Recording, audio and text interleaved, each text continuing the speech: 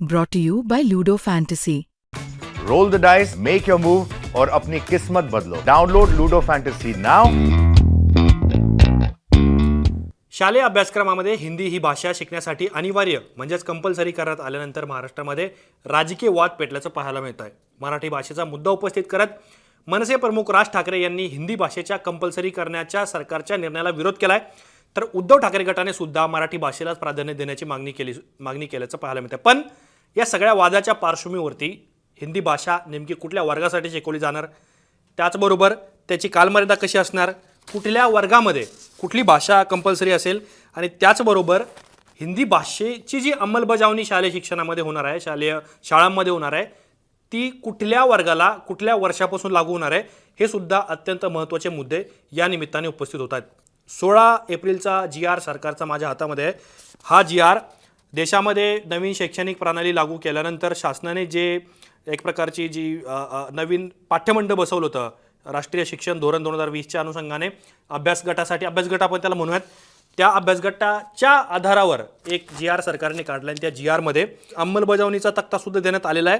आणि दुसरं भाषाविषयक जे धोरण आहे, आता ज्यावरून राजकीय वाद पेटलाय, नेते एकमेकांवरती आरोप करतात, त्याबद्दल सुद्धा काही गोष्टींची स्पष्ट क्लॅरिटी देण्यात आलेली आहे. तर आपण अंमलबजावणीनंतर बघूयात कुठल्या वर्गात कधीपासून होईल. पण भाषाबद्दल महाराष्ट्र सरकारचं काय म्हणणं आहे, तर पहिलंच की राज्य अभ्यासक्रम आराखडा शालेय शिक्षण 2024 नुसार यापुढे इयत्ता 1ली ते 5वी साठी मराठी व इंग्रजी माध्यमांच्या शाळांमध्ये हिंदी ही तृतीय भाषा म्हणून अनिवार्य असेल. म्हणजे ज्या मराठी आणि इंग्रजी माध्यमांच्या शाळा आहेत, खाजगी असतील सरकारी असतील, त्या सगळ्या शाळांमध्ये हिंदी ही तिसरी भाषा म्हणून कंपल्सरी असणार आहे, अनिवार्य असणार आहे, ज्यावरून हा सगळा वाद पेटलेला आहे. म्हणजे इंग्रजी आणि मराठी ही पूर्वी शाळांमध्ये अनिवार्य होती आणि बाकीचे जे विषय होते ते ऑप्शनल असायचे. पण आता तिसरी भाषा म्हणून सुद्धा हिंदीला कंपल्सरी म्हणजेच अनिवार्य करण्यात आलेलं आहे. आता पुढे सरकार काय म्हणतंय, अन्य माध्यमांच्या शाळांमध्ये इयत्ता 1ली ते 5वी साठी माध्यम भाषा मराठी व इंग्रजी अशा 3 भाषा अभ्यासल्या जातील. इयत्ता 6वी ते 10वी करिता भाषा धोरण हे राज्य अभ्यासक्रम आराखडा शालेय शिक्षण याप्रमाणे असेल. तर सरकारने स्पष्ट करून टाकलं की आता शाळांमध्ये हिंदी भाषा ही तिसरी भाषा, ऑप्शनल तिसरी भाषा म्हणून कंपल्सरी असणार आहे, अनिवार्य असणार आहे. आणि ही भाषा कधीपासून लागू केली जाईल याचा सुद्धा तक्ता शासनाने या GRमध्ये दिला आहे. त्यानुसार अंमलबजावणी वर्ष बघा 2025 ते 26 मध्ये इयत्ता 1लीसाठी लागू करण्यात येईल. सन 2026 ते 27 मध्ये 2री, 3री, 4थी आणि 6वी या 4 वर्गांसाठी लागू केली जाईल. आणि सन 2027 ते 28 मध्ये 5वी, 7वी, 9वी आणि 11वी या वर्गांसाठी. आणि सगळ्यात महत्त्वाचं म्हणजे 2028 ते 2029 या वर्षामध्ये 8वी, 10वी आणि 12वी या वर्षांना मराठी भाषेची सक्ती केली जाणार आहे. आता सध्याला जरी सक्ती लागू झालेली असली तरी सुद्धा ही शालेय शिक्षणामध्ये आहे.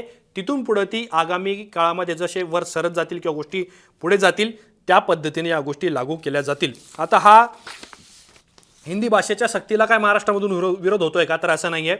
तामिळनाडूमध्ये सुद्धा या गोष्टीला प्रचंड विरोध करण्यात आला आणि सरकारने केंद्र आणि राज्य सरकार जे आहेत त्यांच्यामध्ये सुद्धा संघर्ष तिथे निर्माण झालेला आहे. आणि महाराष्ट्रामध्ये सुद्धा महाराष्ट्र सरकारने जरी ही सक्ती लागू केलेली असली हिंदी भाषेची, तरी सुद्धा शिवसेना, उद्धव बाळासाहेब ठाकरे गट आणि मनसे या दोन्ही पक्षांनी सुद्धा विरोध केला. जोडीला काँग्रेसने सुद्धा या गोष्टीवरती आक्षेप घेतल्याचं पाहायला मिळतं आहे.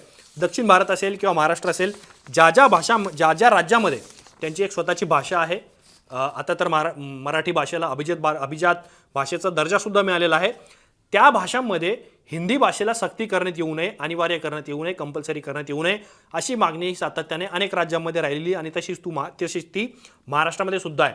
त्यामुळे आता राजकीय तिढ्यामध्ये आणि पेटलेल्या राजकीय संघर्षामध्ये केंद्र सरकार आणि राज्य सरकार हा कसा मार्ग काढणार, त्याचबरोबर ज्या गोष्टींवरती आक्षेप आहे राजकीय पक्षांना, सामाजिक संघटनांना, त्याबद्दलच्या सूचना सरकार घेणार का, हा सुद्धा महत्त्वाचा प्रश्न या निमित्ताने उभा राहणार आहे. तुम्हाला या सगळ्या प्रकरणाबद्दल काय वाटतं, तुमची काय मत आहेत, या मला कमेंट बॉक्समध्ये जरूर कळवा. असेच माहितीपूर्ण व्हिडिओ पाहण्यासाठी मुंबई तकच्या YouTube चॅनलला सबस्क्राईब करायला विसरू नका.